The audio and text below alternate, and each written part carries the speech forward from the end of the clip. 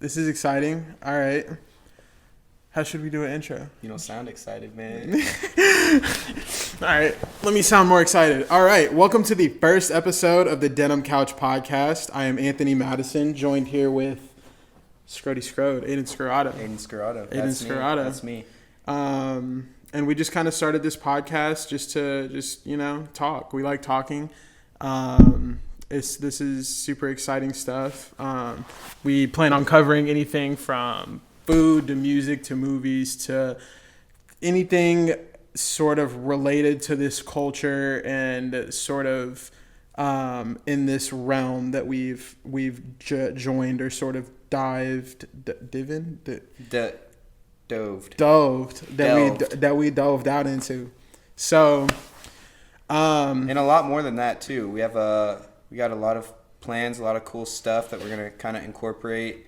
A lot of personal stories and things like that maybe people viewing this could find relatable and interesting, and a lot of good content coming soon, more than just podcasts, our voices in your ears. We're going to plan to make YouTube videos and a bunch of crazy cool stuff that kind of, like I said, kind of goes around stuff that goes on in our lives and our lifestyle. And we are sitting in the store right now. Everyone go peep archive.us on Instagram. And this couch is a very special couch for all you Chiefs fans out there. The very own Travis Kelce has sat on this couch. But we'll save that story for later.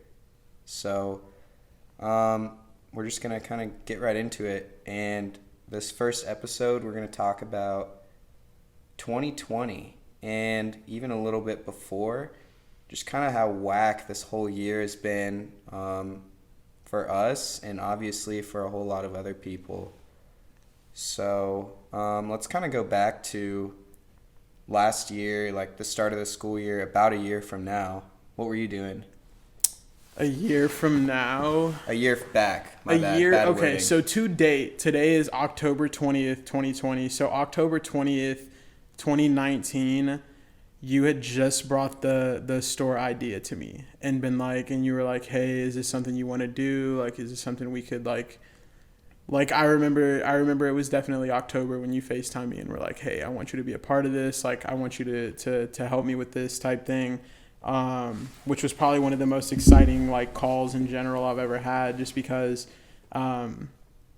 it felt like a big privilege almost, or like I felt like, wow, he picked me, you know what I mean? Like I was like, wow, it's insane that I was even on the radar for something like this. You forgot to put a ghost on, so yeah, I didn't. Yeah, and you definitely had like a UAV for sure. So it was probably easy to scope out, you feel me? But what were you doing? Were you working? Were you in school? What was going on? I had just left school. So I left school in May.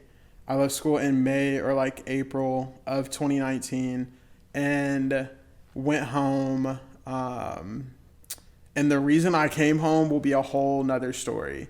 But I came home, left school, stayed with my mom, and I don't know, I was just kind of working. I started serving. I was a server at Red Lobster. So I started serving just to kind of make side money to start picking up and like starting a life and stuff like that. So I really didn't know what I was going to do in regards to what my future would look like, because back then I was really heavy into making music. So that's really what I wanted to do. And had my head so focused on just doing that. Like that was really my only aspiration, or my only hope was like, oh, one day, what if I like get big making music? But other than that, I was just kind of working. Like I was working, trying to figure shit out, trying to like start my shit, trying to get an apartment together, trying to, like figure out what my life and stuff like that was going to be. But yeah, I left school, and then that August I had moved into my apartment, and now that's kind of where life is now. So, yeah.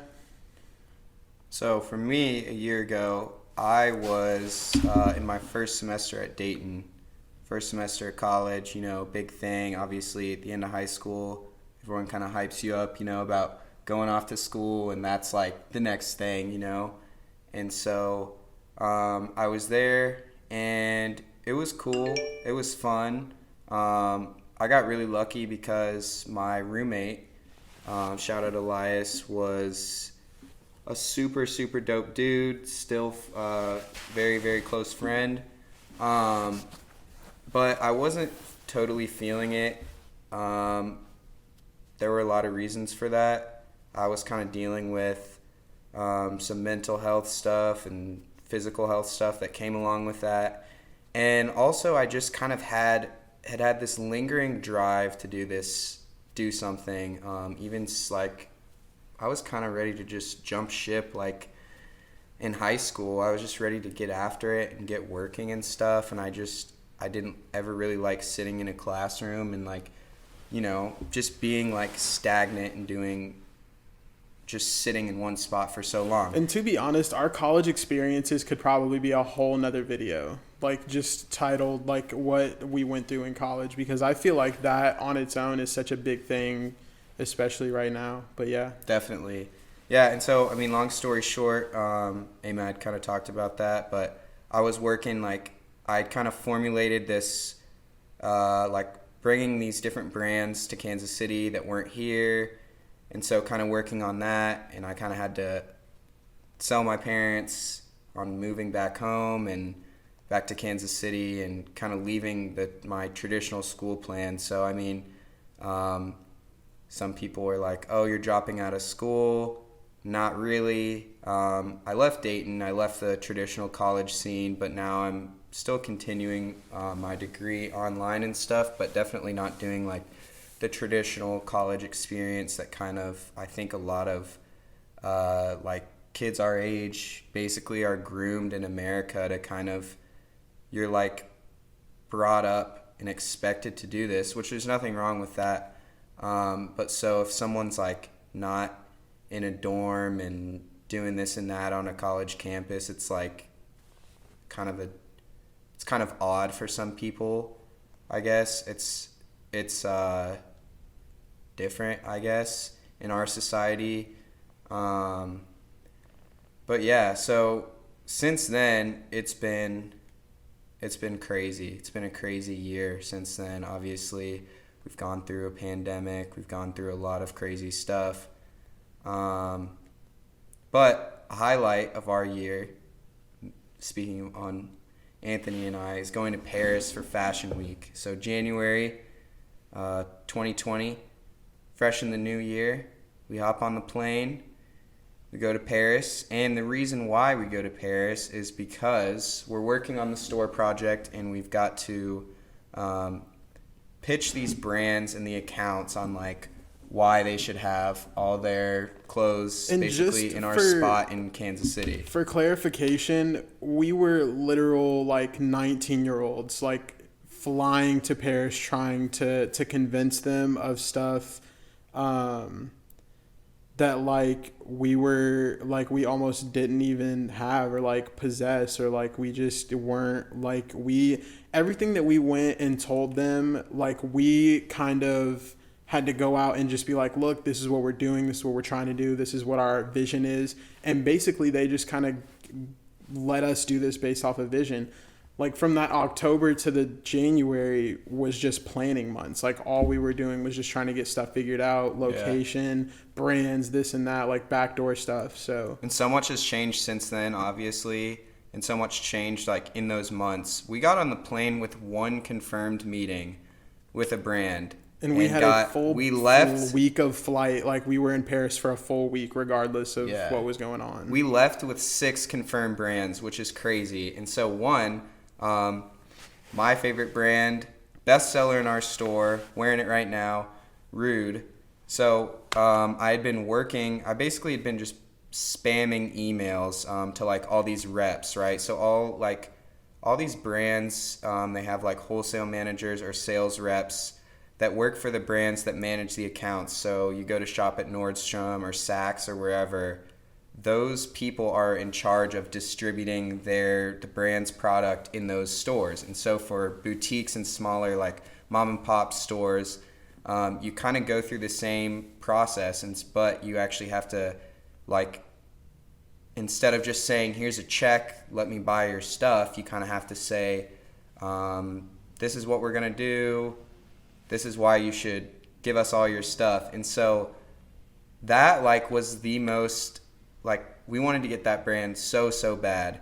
And so a friend of mine and realtor who helped me during high school with my business ventures, Tommy McNeese, he somehow knew like the designer of one of the shoes for Rude, and he sends him a DM on Instagram because I'd been telling Tommy, I was like, yo, we don't have this meeting, I'm nervous about it, I don't want to like go across the ocean and not have it and stuff, and I was kind of panicking and freaking out. So we're boarding the plane, I'm sending him this email, I'm sending Tommy the text.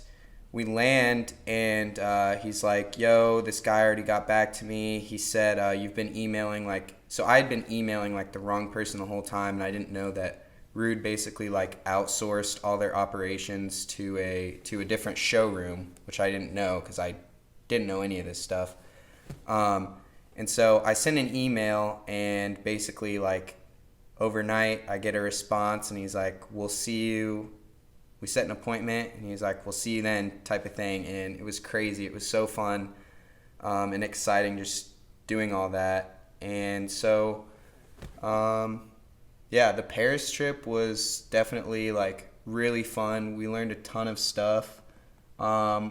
Basically, like, we had, I think, 2 meetings, and then our third one, right? Like, our third one was with John Elliott. Yeah. And initially, they were like, well, since your store's not open yet, we'll kind of wait and see. We'll see, like, when you guys get open, and then we'll kind of evaluate from there. So we were kind of down. We went to Five Guys in Paris after that meeting, believe it or not, like, in the touristy area. And then rode bird scooters through Paris. Yeah, like Champs-Élysées, the main kind of like the Fifth Avenue of Paris. And yeah, so it was crazy. But so we have the Rude meeting afterwards, and let me tell you, I was so nervous, but it went really well. The dudes from Italy were talking about Patrick Mahomes. We were like, you know Patrick Mahomes, you know about Kansas City. Funny enough, another highlight of 2020 after we won the Super Bowl, the same sales rep from Rude, 247, is the showroom, sends me a text after the Super Bowl. He's like, yo, congrats on the Super Bowl. I was like, wow, that's cool, because, you know, Kansas City, we're just like a little humble city in the middle of America. And shout out to Rude. The showroom was amazing. It was beautiful, top to bottom, everything. It was super dope. Shout out to Pietro if you're watching this. That's our guy from Rude. But yeah, so after that, we got an invite to, like, apparently the most, like, prestigious club in Paris. So we look it up. We're like, yo, Pietro sends me a DM on Instagram with like the Rude after, like, Paris Fashion Week after party thing. And I'm like, yo, we just got invited to this after party, bro. This is crazy. Like, look at us. We're A-list celebrities now, blah, blah, blah. He's like, yeah, let me get your name so you can be on the list. Night comes. We go out. We're all excited. We're pumped. We go in. There's this huge, like, a fat line of all these, like, fancy-looking people and stuff. And they looked mad, bro. They looked mad. They were salty because some young kids, you feel me, individuals got in, no line. We just slid right through the security guards. Yeah. It's just the way the world works for us, you feel me? Yeah, it was funny. It was like a moment where I was just like, this is kind of dope. Yeah. It's exciting. It's exciting because all the planning and stuff we did, and then stuff finally started to go together, and, like, it was our last night, too. It was our last night on the trip. Our flight out, we had to be basically out the door at, like, 6 a.m. But let me tell you, we went crazy. We went crazy in this club.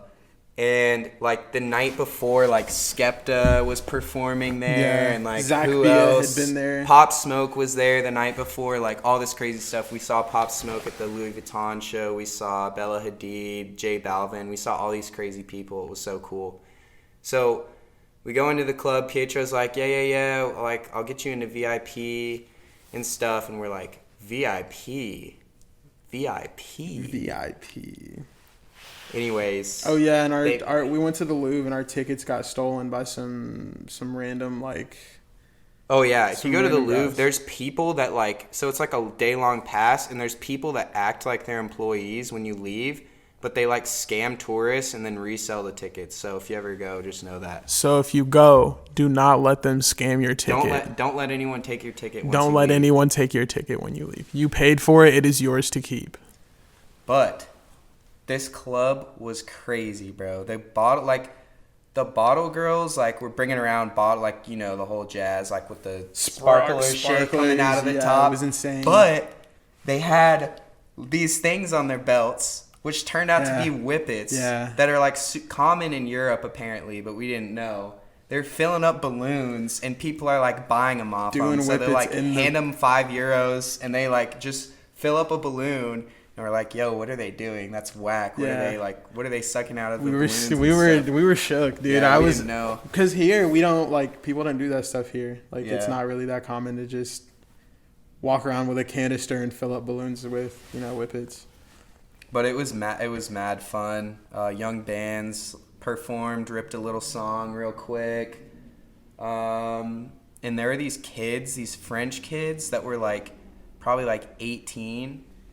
That I literally don't know how they consume so much alcohol. So a table is €1,000 at this club. They have 2 tables and just all night long, just bottle service, like everything. And I was like, how are these kids just not dropped to the floor dead? And they follow us on Instagram, so shout out to you guys. If you know who you are, if you see us one day, shout out to you guys for keeping us company in the Paris nightclub. There was not a single unattractive person in there. It was insane. It was like... It was insane. Everyone was like... There were so many people there. It was like person-to-person type thing. If you tried to move through, you had to like swim through a crowd of people. Before COVID. There was no 6-foot distancing here. Yeah.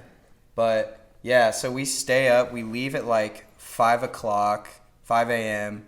We walked back because where we were staying was literally like 2 blocks away, which is super dope. So we walked back. We left at around 3:30. I remember that because that's when I remember everyone was starting to like leave. So we waited until everyone left, and then we left at around like 3:30 and walked back. Yeah, I remember that. We walked back, and then we had to be gone by like 5 or 6. Yeah, we ripped some of that Aaron Hernandez document on Netflix. Yeah. I fell asleep for like 20 minutes. And then we got on the plane and came back. But yeah, that was kind of a highlight of the trip. Kind of seems so foreign now. It's just weird to think about. Yeah. Definitely a different time. But yeah, that was definitely a highlight of 2020 for us, I would say. And good times, and a lot of stuff kind of happened between then and now too, which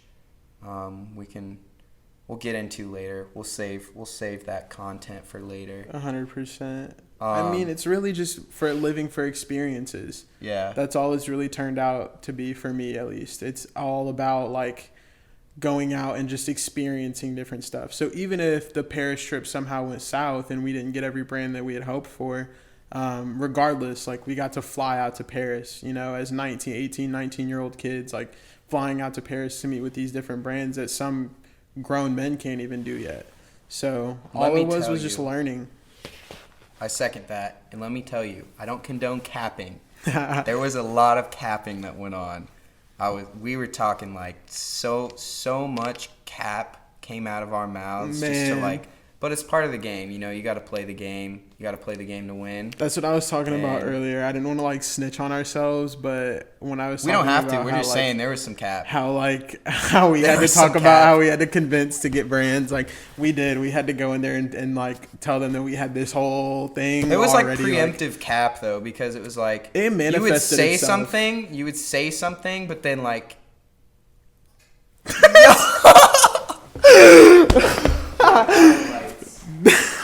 Should we keep it in there? Yeah. Okay. That's crazy. Sorry, our lights go off automatically in the store if we don't. They're motion sensor. Because we're rich. I don't think that's why, but yeah. So that was a crazy thing. I think in that week, I literally learned more, just generally learned more in that week than I did my whole semester of college. Which again, I'm not dogging college. That's just was my personal experience because as a person, I prefer to go out and get my hands dirty and do stuff. And so that was like crazy because no one told us what to do. We made it happen. We did all of it. We hustled to get there. And it was a really satisfying thing to happen. We're not trying to sit here and pat ourselves on the back, I don't think. I think it's more we definitely are. It's more of like a... we did all that. Listen, we did all that. And still went out and did stuff, dude. Like, we did all the meetings. Bro. We did meetings.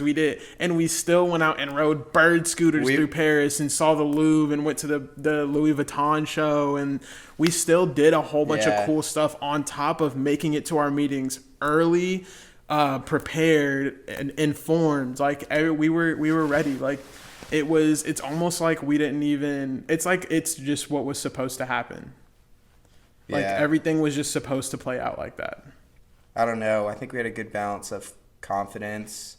I wouldn't even say we were like prepared. We didn't know what to expect. So basically, like what happens in one of these meetings, basically like you show up, you do the whole handshake thing, introductions, blah, blah, blah. I had made this like 20-page presentation of like 3D renderings of the store, all this stuff. And like, bro put it on that smooth paper too, not FedEx like the Kinko's, regular. The smooth paper. Boy put it on the smooth paper. They be putting brochures and shit on. Yeah, so you give the little like presentation, the rep looks it over, and then you kind of like look at the collection. So all these collections from January are getting delivered to stores now. So it was like fall winter 20 collections, so which is kind of crazy to think about. So like when you go shopping at all these stores that have like brands like we do, you got to think, oh, okay, this was like ordered 6 or more months ago and like produced 3 months ago or whatever, which obviously with COVID it's been super weird and messed up, but yeah, so that's kind of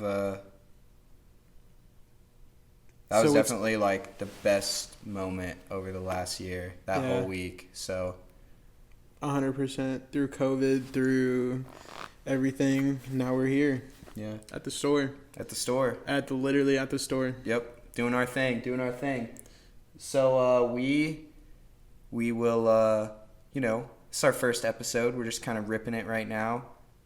Talking. No plan. We didn't even really plan anything. We just were like, let's just going for it. Yeah. So yeah, we wanna hear feedback. We wanna hear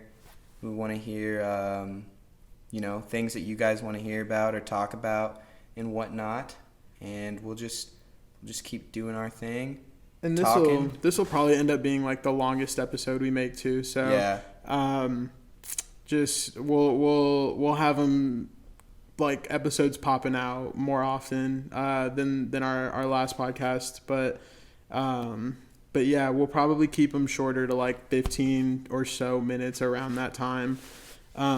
Very consumable. Yeah. We know you're busy. Yeah. Everyone's busy. Of course. And we just want to keep everyone informed and updated and in the know about what's going on. Because we are the only people that matter, we know everything. It's just us. That's what it's about. So yeah. It's just us. That's it. And if it's not us, it's not us. Deuces.